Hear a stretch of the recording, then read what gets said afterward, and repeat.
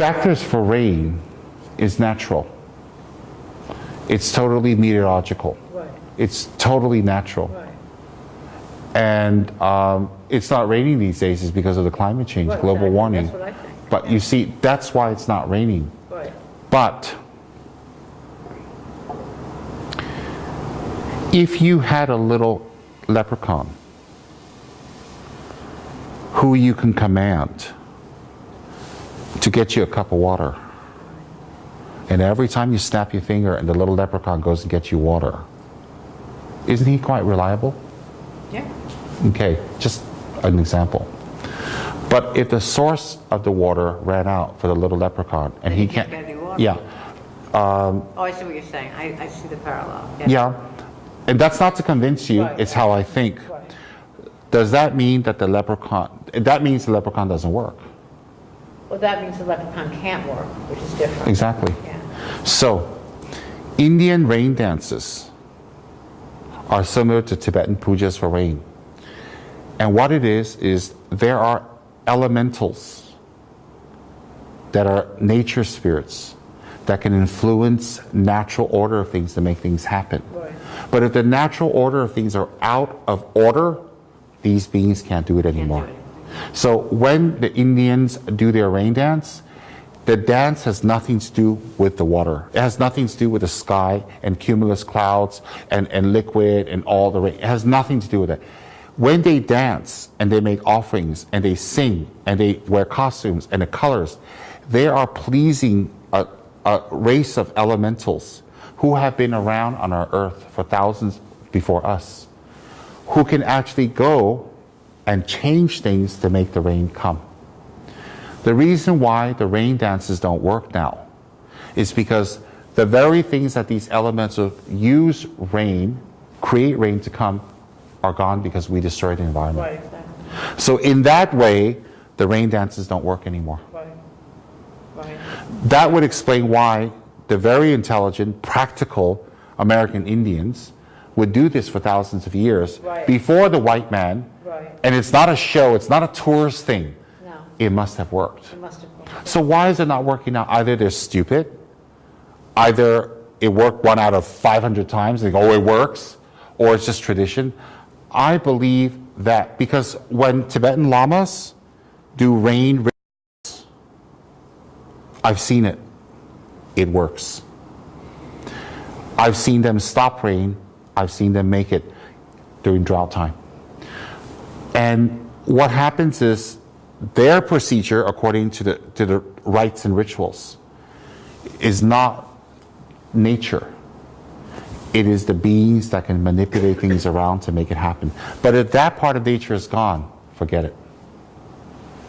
So if there's an apple to be plucked, you can send these beings to pluck it. But if you remove that apple because of your selfishness or globalization or because an apartment was built on it, the orchard's gone, that elemental, that leprechaun, that spirit can't bring it to you anymore. Right, right. So in that way, the rain dances did not work. Because the actual place where they make the rain fall, it's gone. And who did that? We did it. Yeah.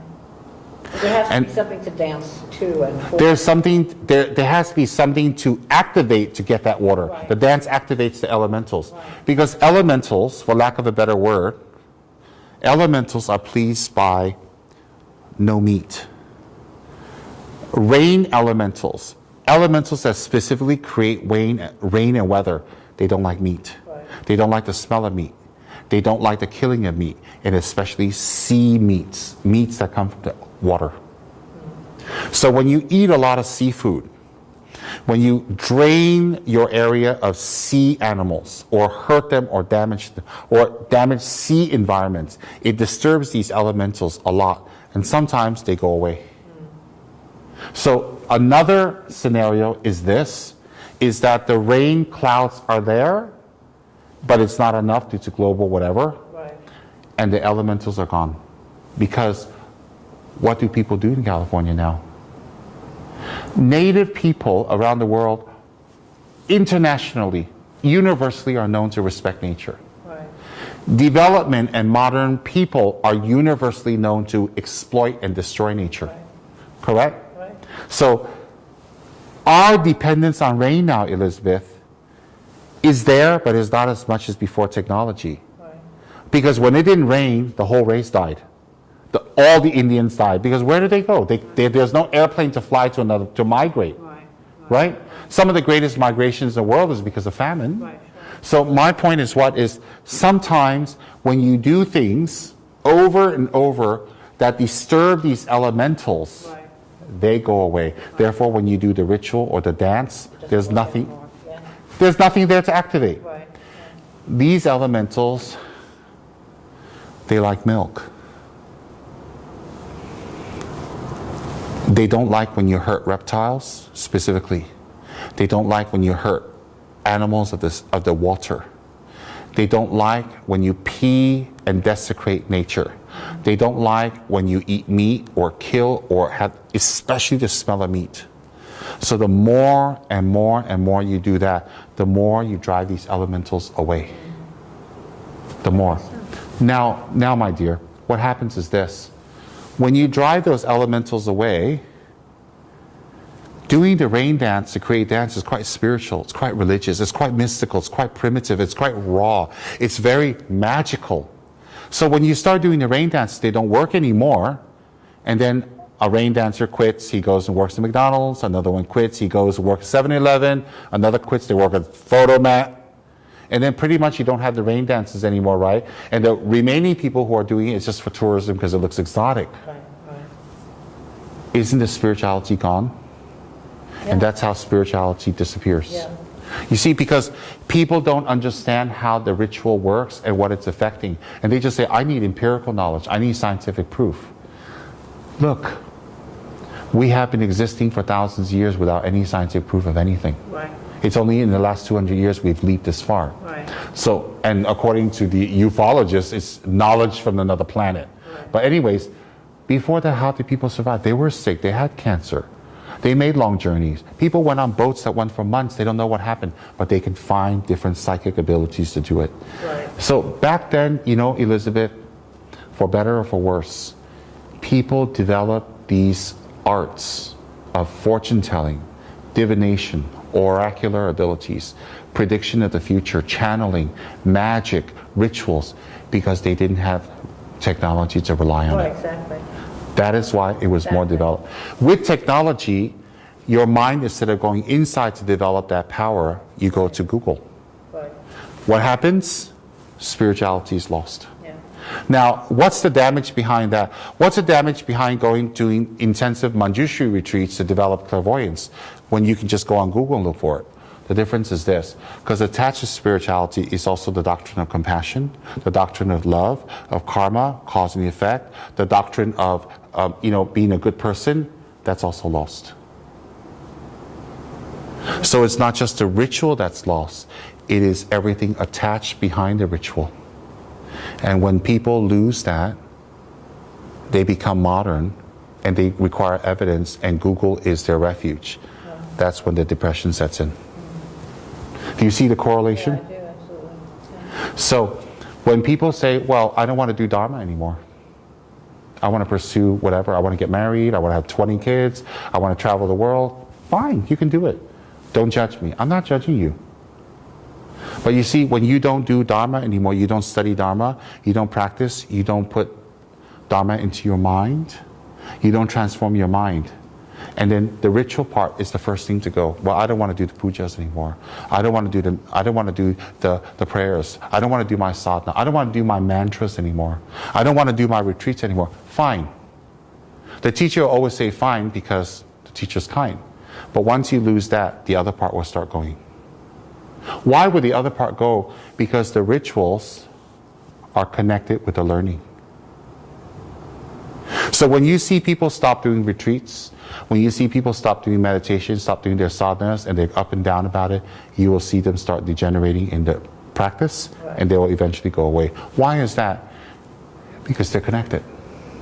Because you rather have the instant high from a job or someone who likes you on Facebook, You rather have the recognition from an instant like. Why is that? Because it's effortless like. It's effortless recognition. It's effortless recognition of who you are.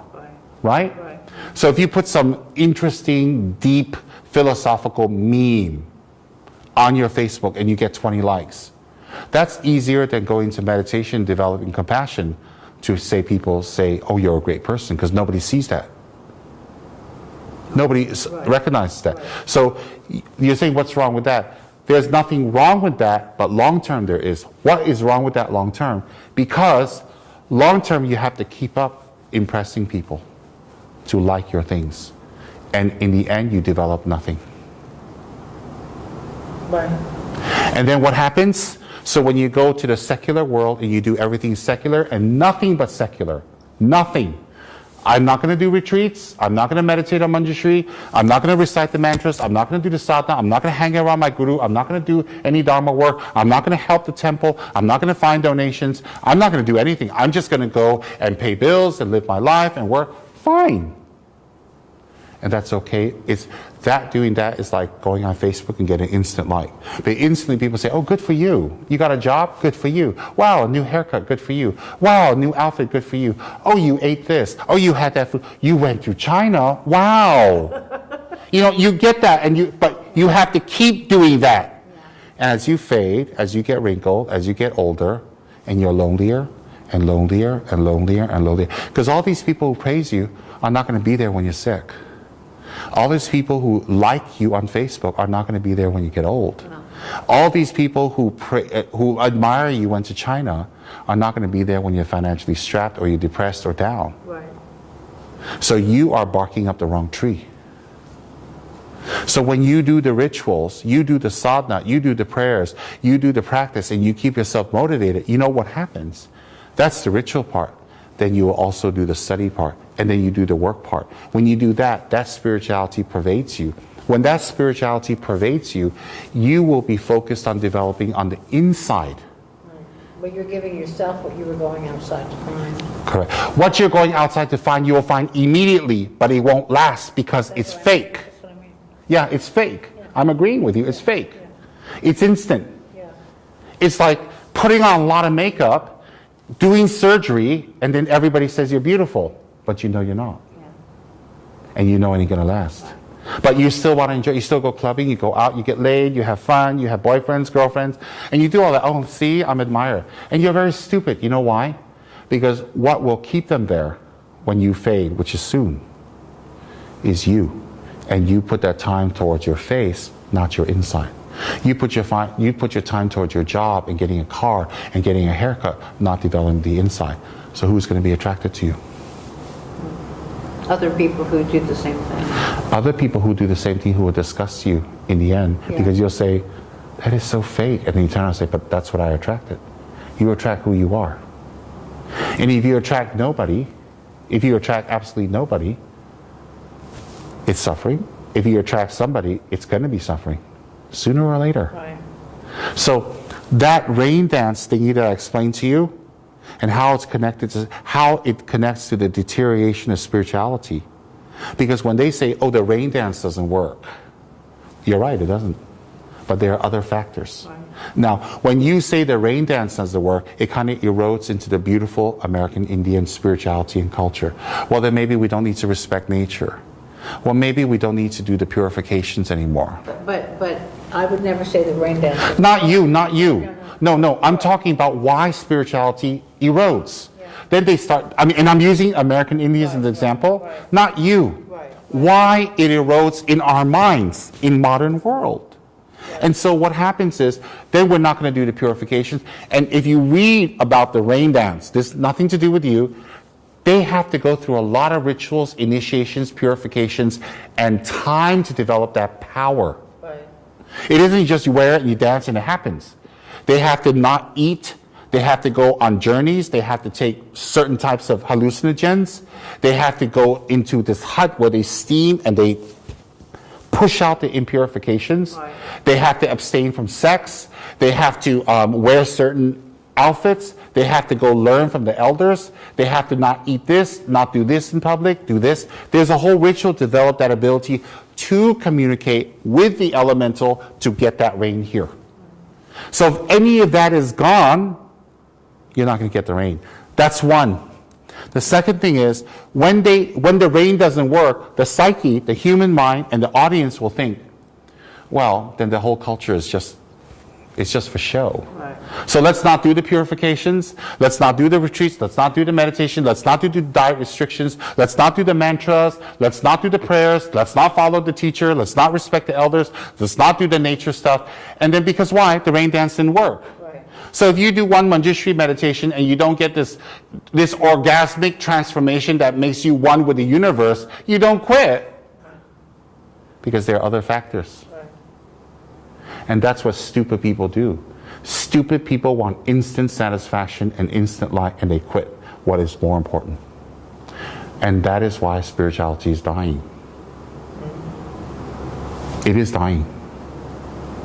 Well, I think so, yeah. According to all the surveys, it is. In America, the greater the technology, The less the... spirituality will become less. True spirituality, not go to church, go to the temple, just pray for money. True spirituality, where the other part of the ritual, which is transformation of the mind to be a better human being, to take on sufferings, to have benevolence, have compassion, that you cut me, don't cut them. And to be happy about taking on suffering is gone, will be gone. When that's gone, depression will set in. Because why? Google's not going to help you. Your job's not going to help you. Your boyfriend's not going to help you. Your parents can't help you. And that's the danger.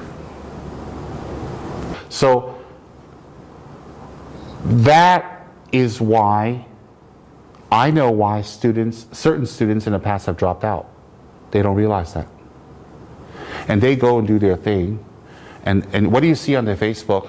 Oh, they traveled to this country, that country, they ate, they slept, and then, wow, what a big deal, everybody likes it. I wish I can do that. Of course you can wish you could do that, because you're just as shallow as that. If you're just as shallow as that, you'll like that. So what's wrong with being shallow? What's wrong is that it's not going to take away what you're running away from. Right.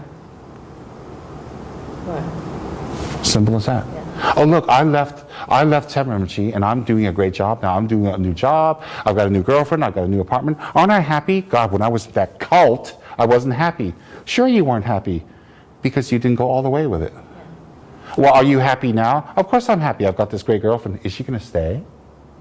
Is she going to stay great? Are you going to stay great? Is she going to stay with you? Are you going to be great? Yeah. And how many trips can you go on? How many food can you eat? How much of it are you going to put on Facebook and get approval from the public of people who is not going to be there for you? When you get whatever, you're going to need me again. Right. But you know what? You didn't have to need me. If you stayed on, you could have taken care of yourself. Well, should I stay on till I'm sick as a dog and I need help? No. But if you stayed on and had a balance, your life would have been happy. Right. Why give up one for something else? Right. Why not balance it? And that's how spirituality disappears. But people don't understand why it doesn't rain anymore when they do the rain dance.